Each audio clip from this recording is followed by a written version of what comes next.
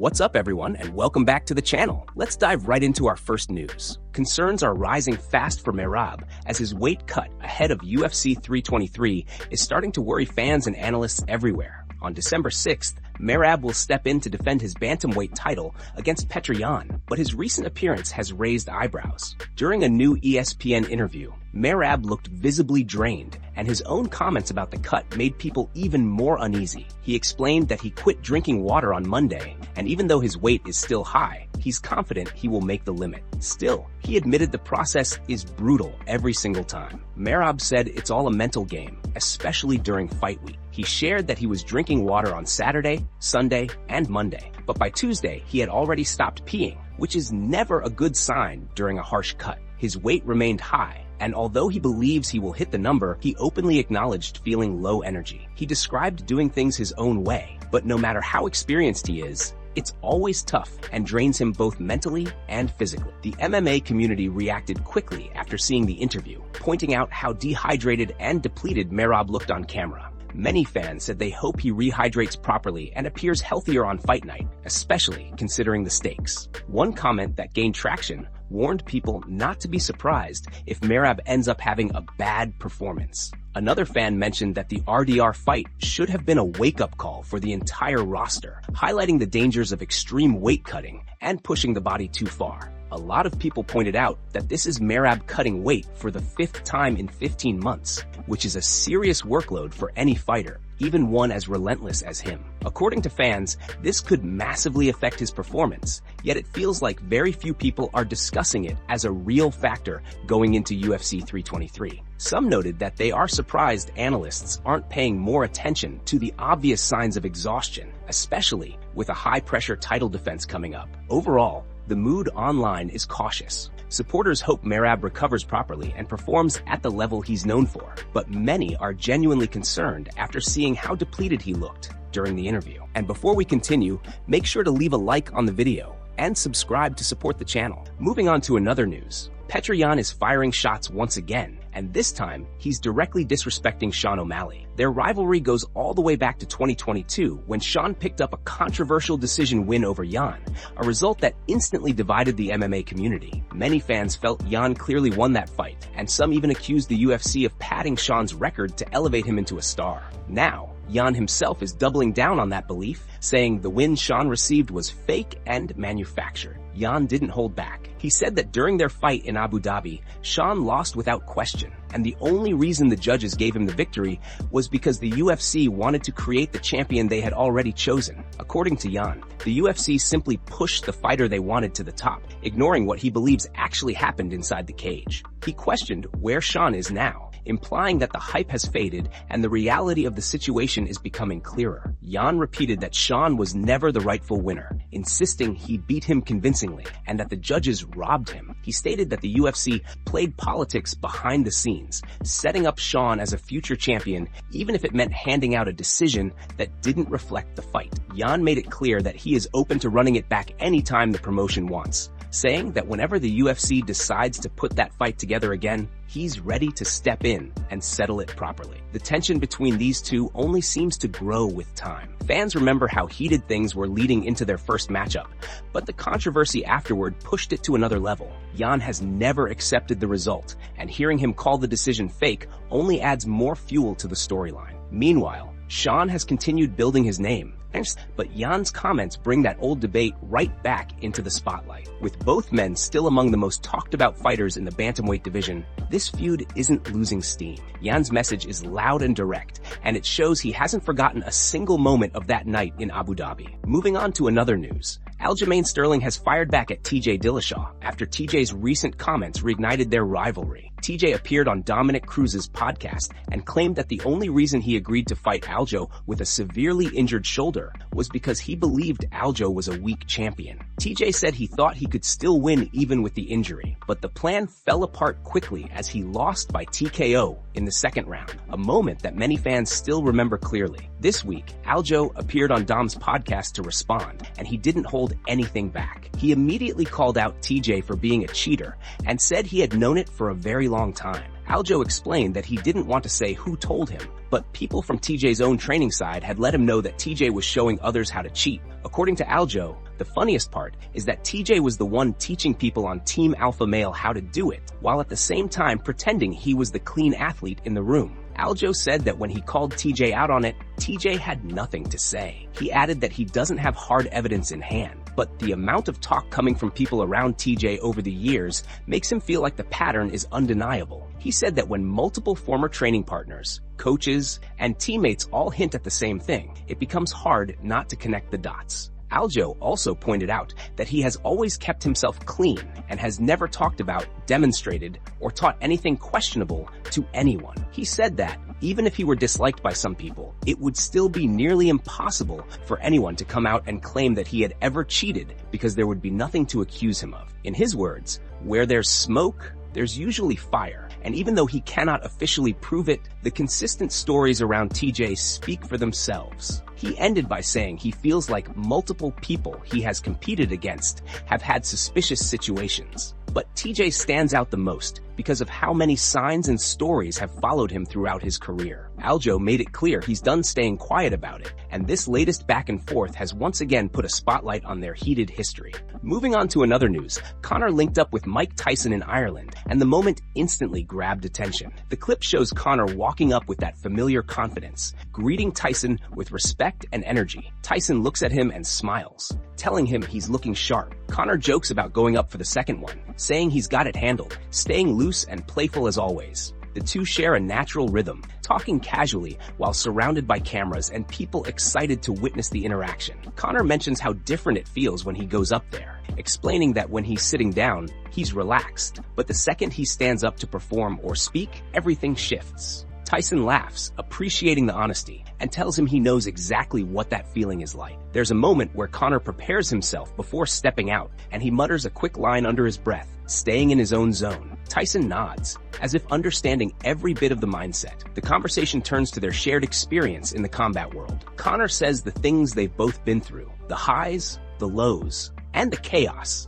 make them perfect candidates for doing big things together. Tyson agrees, adding that their history and their personalities always draw eyes no matter where they are. Conor then brings up the recent promo work he did, mentioning how he was going up and down that massive alien-themed structure for the brand promotion. He laughs about the reactions, saying it felt wild but fun, and Tyson laughs with him, impressed by the commitment. The whole exchange feels natural, two legends vibing, sharing respect, sharing stories, and giving fans a moment they didn't expect but absolutely loved. Moving on to another news. Henry Cejudo is gearing up for his upcoming fight against Peyton Talbot this weekend, and he's making it clear that he's planning to finish the rising prospect. As the Olympic champion, former UFC flyweight champion, former UFC bantamweight champion, and the man who proudly carries the nickname Triple C, Henry is stepping into this matchup with full confidence and a sharp game plan. When asked for his prediction, Henry didn't hesitate.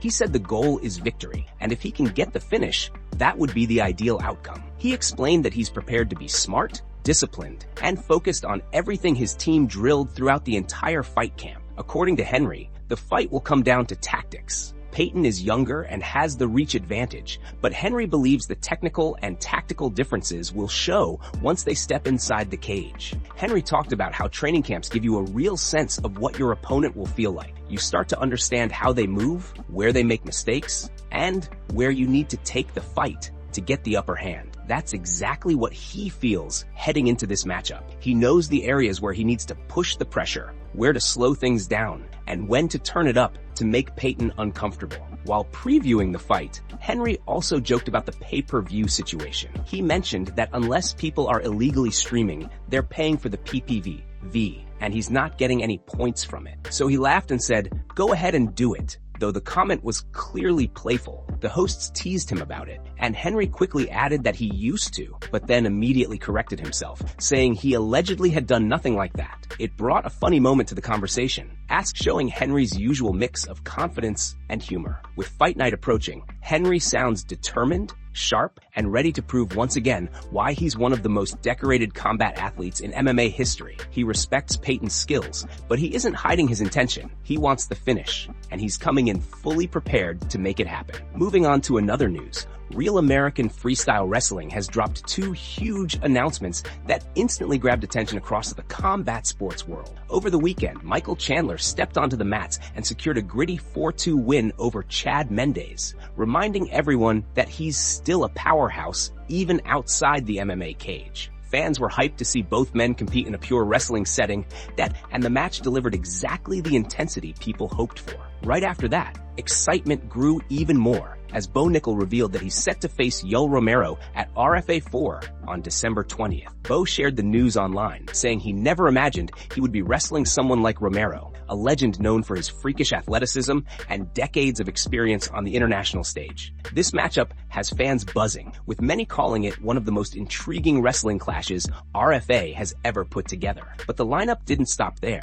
Another major headline dropped when Colby Covington was confirmed to face Luke Rockhold in the main event of RFA 5 on January 10th. This one shocked a lot of people, mostly because both men come from completely different fighting styles and backgrounds. Seeing them step into a freestyle wrestling event is something no one expected, but it instantly boosted anticipation for RFA 5. Colby's pressure-heavy style and endless cardio could create problems for Rockhold, while Rockhold's size, strength, and grappling experience make him a serious threat. It's a matchup filled with questions and excitement, and fans can't wait to see how it plays out on the mats. With Chandler's win, Bo Nickel vs. Romero, and Colby vs. Rockhold all lined up, RFA is stacking up massive events back-to-back. Moving on to another news, Joe Rogan has addressed the rumors surrounding Ilia's alleged divorce on the Joe Rogan Experience, and things took a wild turn when he reacted to a photoshopped image that had been circulating online. The fake picture showed Ilia's wife with another man, supposedly a rapper from the UK, but the real photo, which sat side by side with the edited one,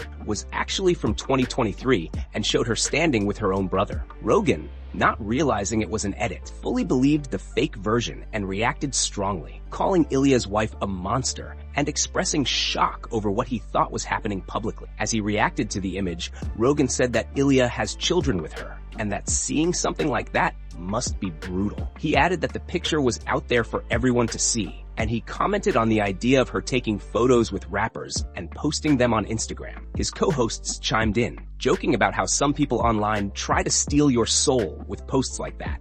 And Rogan leaned into the moment, saying it felt like someone putting a knife right into your spirit. He continued by saying that hell has no fury like a woman's scorn, and called her the mother of Ilia's children before doubling down on the monster comment. Rogan admitted he didn't know whether she was psychologically manipulated or if something happened that made her turn against Ilia. But once someone's no longer on your side, things can escalate quickly. He explained that situations like this happen often because women who end up with incredibly special people sometimes frame their identity around that. Rogan described Ilia as one of the rarest of the rare. Not just a UFC world champion, but a two-division superstar loved worldwide. He said that when you're married to someone like that, you carry a level of pride, like saying, "Look at me, I'm married to the baddest motherfucker alive." But when that relationship breaks, the fallout can be intense. Rogan said that some women react by wanting to burn the house down, especially when they feel rejected. He said reputation destruction becomes the weapon of choice, calling it something many women become experts in when things go sideways. The moment went viral, not just because of Rogan's comments,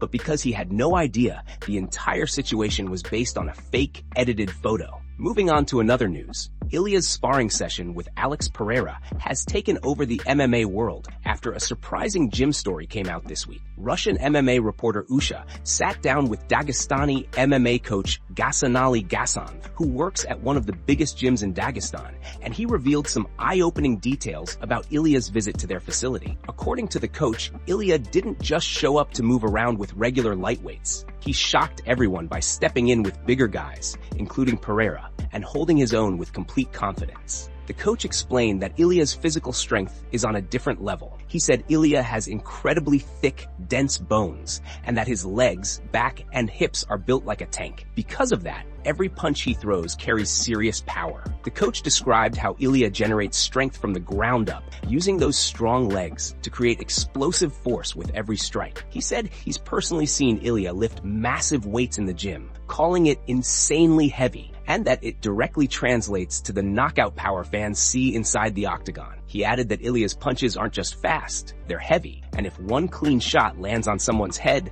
that person is either going to sleep or at the very least getting wobbled. The coach said he has watched Ilia move around with Pereira, and even though they were just sparring, he could clearly see Alex feeling those shots. According to him, Ilia can wobble anybody in the world, regardless of weight class, and he said this with absolute confidence. He also addressed the common argument that Ilia's size means he can't hit as hard as the bigger fighters. He called that completely wrong, and said anyone who believes that simply hasn't seen Ilia in person. When he spars with heavier fighters, he holds his own, stays sharp, and his power forces even the biggest names to respect him. The gym session left a strong impression on everyone who witnessed it. What was supposed to be just another training day turned into proof of how dangerous Ilia really is. Not only as the UFC lightweight champ, but as a fighter whose strength, technique, and raw power make him a threat to anyone standing across from him. That's it from MMA Pulse News.